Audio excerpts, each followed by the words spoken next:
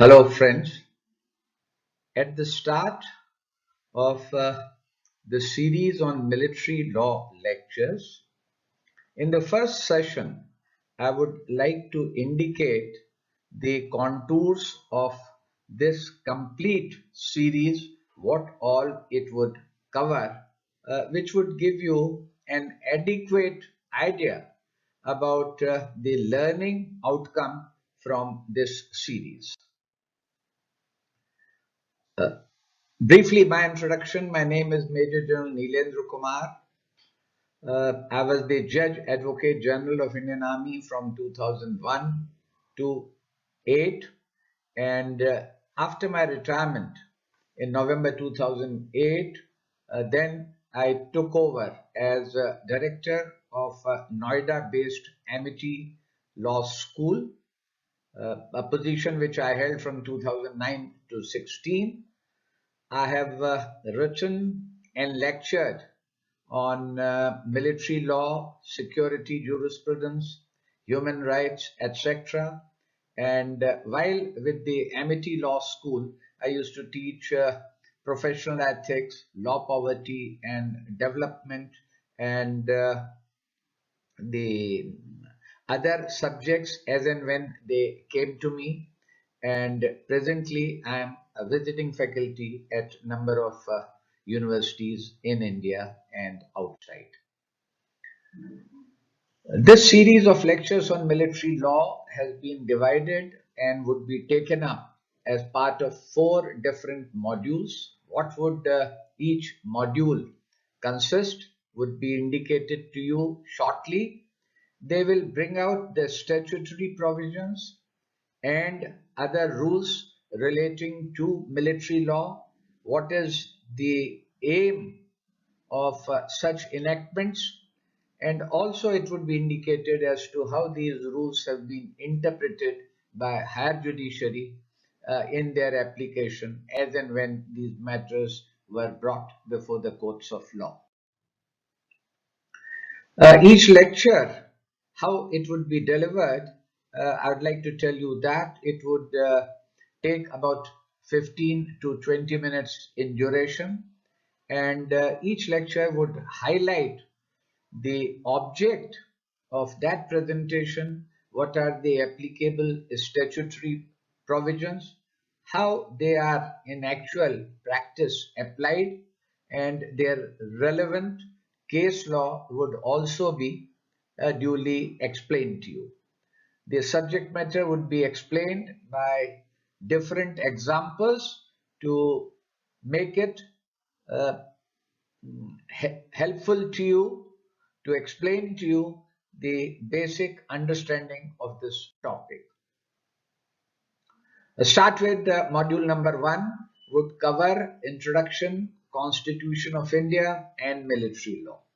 When I say Constitution of India, this would be in the context of as to what is the relationship of military law to the articles of the Constitution. Now, this module would cover introduction and special features of military law. A couple of sessions would extend to military law lexicon and the special terms which are used, which are peculiar to military law, would be duly explained to you. There are certain fundamental rights that stand restricted.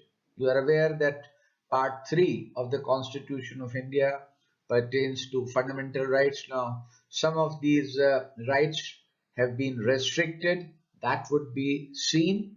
And also the relationship between military law and constitutional courts.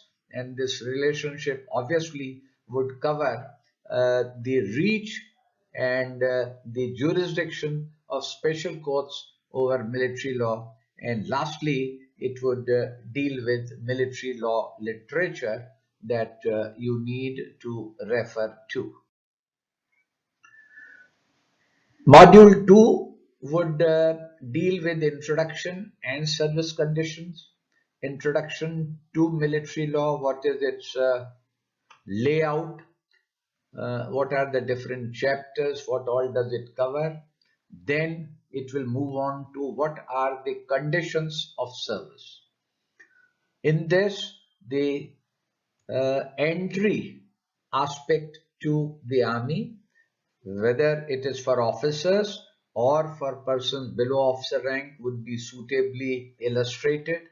The next aspect will be separation from service and disability pension, benefits. Now, the separation from service, there are different modes depending upon the rank, position, and the status of the person concerned. For example, it may include retirement, compulsory retirement, resignation, discharge, release. Now, these terms would be discussed, and in case if a person subject to military law, when he separates from army, has a disease or infirmity, injury, which entitles him to get a disability benefit, that would also be covered. And last aspect in this module would be relating to the Judge Advocate General's Department. What is the role of this department, size of the department, how to enter this department, what is their function, etc. Module 3 would relate to offences and law enforcement. We would start with what are the acts and omissions that are characterized as offences. That this is done, it would be viewed as an infraction of military law and would amount to an offence leading to a charge before a proper tribunal. So we will see the offences.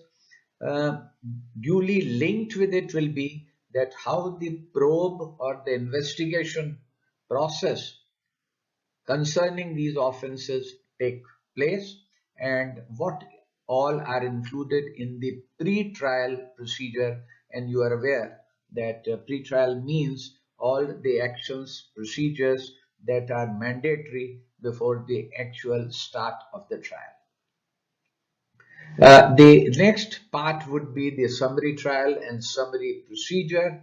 These are the abridged parts of the trial, and these would be covered. Then there would be court martials, different types of court martial, types, jurisdiction and powers, procedures that are followed at trial, challenges, confirmation and promulgation, the aspect relating to dual jurisdiction where a service tribunal as well as the normal courts of the country have jurisdiction over a subject matter or a person, and lastly about the Armed Forces Tribunal that is functional from 2008 after it was enacted by the Parliament.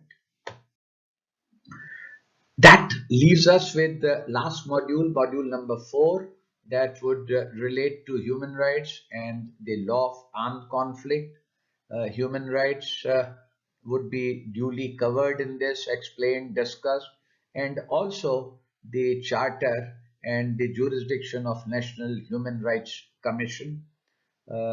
Next aspect, very important, is pertaining to Armed Forces Special Powers Act 1958, the human rights elements concerning this legislation and certain landmark decisions of the Supreme Court where Armed Forces Special Powers Act AFSPA has been discussed.